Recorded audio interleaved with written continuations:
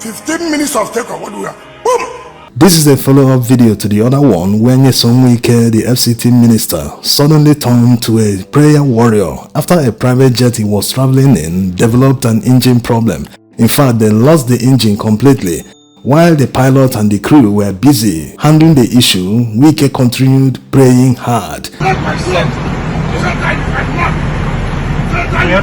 No, we are climbing 340. Yeah, but we need to reduce. Don't need rest.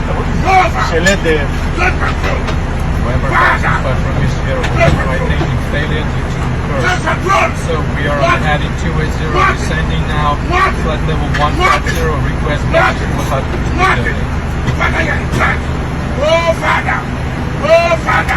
This made some Nigerians not to believe the story. They felt it wasn't Wike. Even his media aide wrote this on his verified X handle. He didn't believe it, but that video was actually very easy to recognize Wike's voice. Wike has a distinct, coarse voice.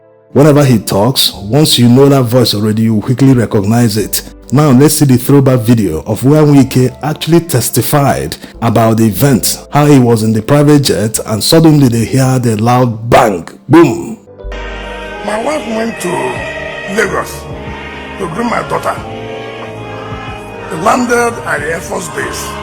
I was waiting. I said, okay, let me go to the Air Force Base. So when they land, I just enter the plane and go to Lagos. 15 minutes of takeoff. I went with Olaka Wogu and Marcos village. 3 of us. And somebody was waiting for me in Lagos. I must see it that night. 15 minutes of takeoff. What do we have? Boom! The air hostess was running. I said, what is the problem? She said, there's problem, there's problem. I said, what is the problem? She now ran back and came back to us. One engine is gone. And the pilot said, look, it's safer for us to turn back because it's still far going to Lagos. So can I come back to Port Harcourt? We are looking at each other. And the last thing Alaka said that day, hey, I've not told my wife anything. But to the glory of God, we landed safely. So this should serve as a lesson to all the people that defend the defensible.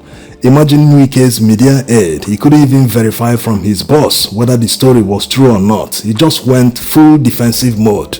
That's how they work. They never verify anything. They just start to defend without even knowing whether the story is true or not. That is very, very dangerous. That's to show you that they always work on propaganda. They don't care about reality, whether something is true or not. And even looking at what he said, why was Wike's voice only heard in the video? This insinuation might mean that it was superimposed, that it never happened.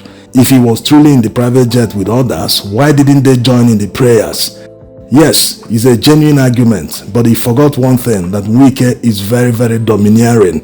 When you watch some of his press conferences in media, you will see that he doesn't even allow the journalists to talk. They just chip in to ask him a question, he cuts them off, he continues talking in a monologue way.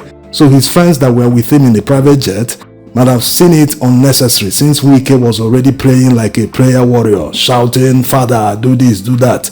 So they might have felt, no need, let's just join. After all, the prayer is supposed to cover everyone. So the question now is, will they learn their lessons? Absolutely not. Thanks for watching.